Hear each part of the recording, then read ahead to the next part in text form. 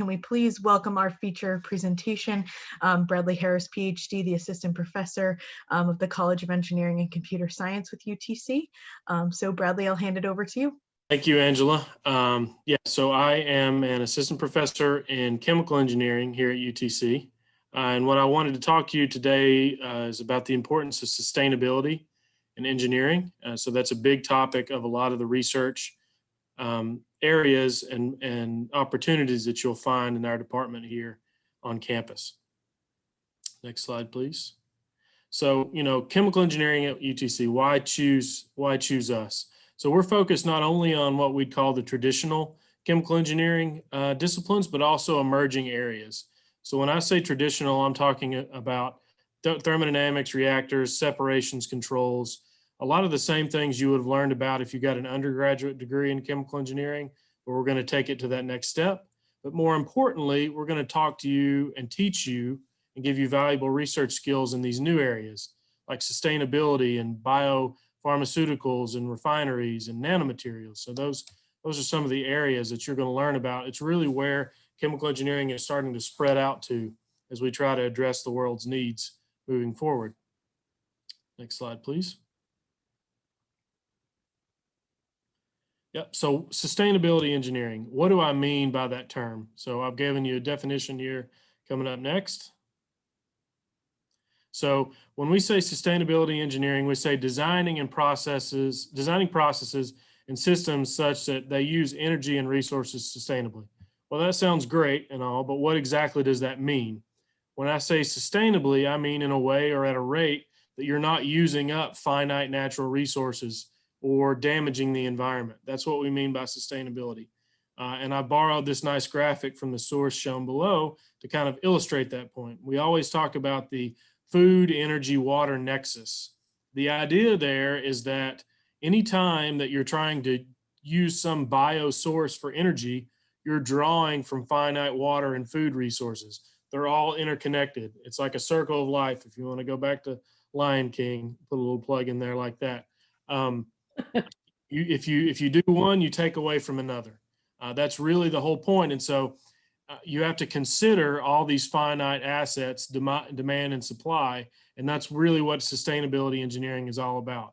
And it's very important and vital to our world, as you all likely know. Next slide. So research at UTC, what are we doing? So I've got all of these different areas shown up here that really comprise each of our individual faculty research projects, okay? And there's a lot of overlap in these. So in my lab, what we do is a lot of synthetic biology. So there are microorganisms, and when I say that, I mean things like yeast, bacteria, algae, that can make energy from light or that can produce chemicals or be used as routes to pharmaceuticals and vaccines. And those are renewable routes, as opposed to, you might not know, but a lot of the plastics and other commodity chemicals that we use every day, they come from petroleum-based sources right now. So if we're planning to phase out the use of fossil fuels in order to protect the environment, we need new sources for all of these chemicals. That's something we're trying to work on in my lab. There's a lot of overlap there, and also in Dr. Michael Donkwa's lab in our department, where he looks at biorefineries. That's basically trying to come up with a bio solution to the fuels and the other needs that arise and are produced by the petroleum industry. We've got to find a way to replace that. But it also comes down to wastewater treatment. And if we're dealing with anything that produces CO2, whether it be petroleum or some other industry, how do we sequester that and trap it so that it's not released into the atmosphere? We also have Dr. Sungwoo Yang and Dr. Subantika Palchaduri, and they're really more on the material side, whereas we're more in the biology side. So, but there's still a lot of overlap. So we're talking about nanochemistry. When you think about nanomaterials, you might think that they could be harmful to humans, but actually some of the projects that Dr. Su is working on are focused around sustainable nanofertilizers and how to decorate these little nanoparticles so that they can actually be injected into your body and deliver a drug in a smart way. Dr. Yang is really focused on aerogels as a replacement for windows. Again, you might not think about this, but you lose a lot of heat from your home from the windows that we use right now. He's trying to come up with a material that lets more light pass through, but doesn't release a lot of that heat. And that's just one of many projects that he's focused on. And these all kind of fall under that realm of sustainability and trying to come up with a renewable way to produce energy and all the needs that need to be met by our society. And then the last thing I wanted to highlight is on the next slide. So not only at UTC are we really interested in some of these sustainability research topics that I've talked about, but we're also interested in our community, okay? And so this research project that I just got funded from the National Science Foundation, it's for a 7-week summer workshop. It's specifically for community college instructors in the region. Again, we're focusing on all these sustainability research topics that our faculty work on, but there's also this need to do training and outreach to the community. And so that's something that you'll be able to get involved in here at UTC that I think makes us stand out, is we are dedicated to applied research and also to bettering the lives of the community and those around us.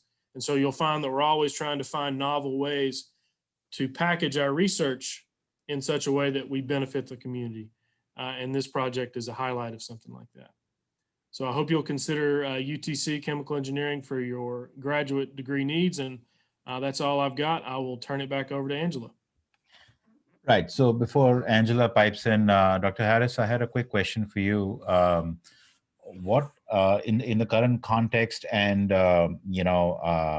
with the changing dynamics of the economy over the past 12 to 14 months in particular, how do you see your domain, your sort of area, kind of really being in the front, being front and center in terms of the jobs and the skills that basically would be in demand? Do you think this is an area that is going to see sort of an explosion in terms of the market potential and the sort of skill sets that basically would be required with these sort of with the competence that comes out of these programs? I absolutely do. I mean, a prime example is the fast tracking of this vaccine by the several different versions of the vaccine for COVID that have been coming out. That kind of fast track is based on new mRNA technology, and that technology and figuring out how to do it at cost and in bulk is something that required, a collaborative effort between biologists, chemists, and chemical engineers. Wouldn't happen without those people and those types of skill sets in the room. So absolutely, I think it's in demand. Right. And do you also visualize that there are specific jobs that would align to these to this curriculum that basically would benefit anybody enrolling in the programs at this point in time? I do. A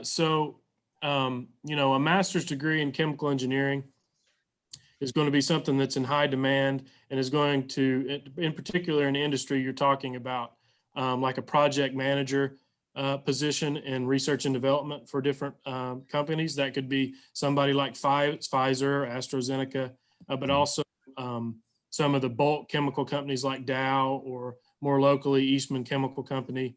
And it's a very portable degree. We've seen a lot of people choose to go more into the medical route or more into the pharmaceutical route and not really stay with traditional chemical engineering. So I think that it's a very valuable degree to pursue. So companies, both in pharmaceutical and biotech, are basically good prospects to pursue once one acquires a master's in chemical engineering. And given the current state of affairs, you think that's a good sector to focus on? I do, exactly. Right. Thanks, Dr. Harris.